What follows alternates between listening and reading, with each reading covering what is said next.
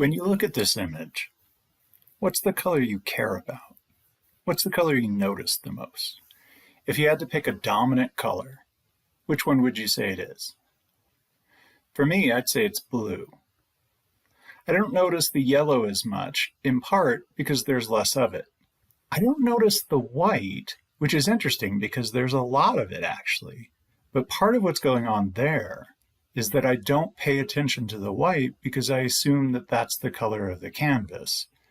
There are places where the artist has come back in and added white, but most of the time I'm going to recognize the white as the ground upon which the artist is making the marks, and therefore I pay more attention to the other color.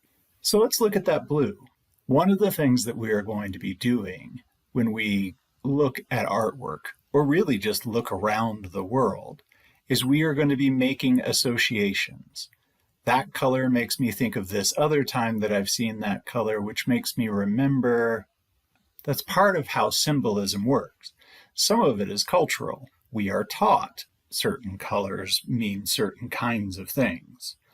Other times, it's simply that it reminds us of something that we've seen before, and there isn't necessarily a religious or governmental or cultural significance to it.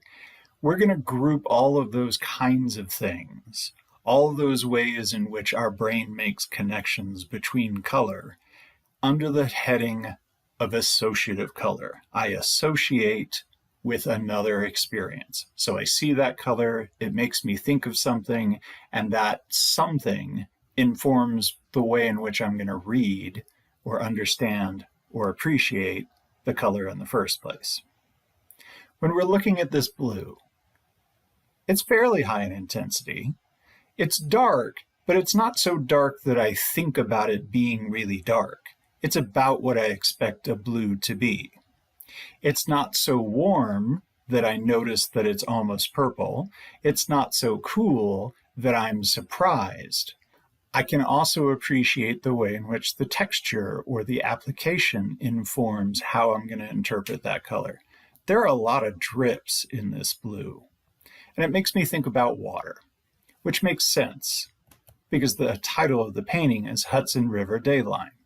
Joan Mitchell, an excellent painter, has created an image that makes reference to a specific railroad line that would lead you out of New York City and its congestion, its chaos, and its really dirty water, up to upstate New York, where you can breathe free and have fresh air and sunlight. And so she's showing us a symbolic representation of that water.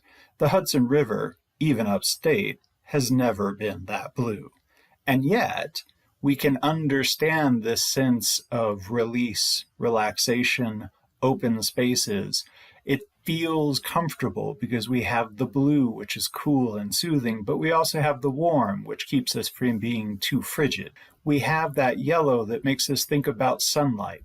We have the open space of all the white. What we wind up doing then is interpreting the color, but also the other aspects of how the painting is executed. All the drips definitely contribute to the idea that this is representing water. Artists are going to use color to create associative meaning. Even in highly abstract or non-objective work, the color still makes me think of other times I've seen that kind of color.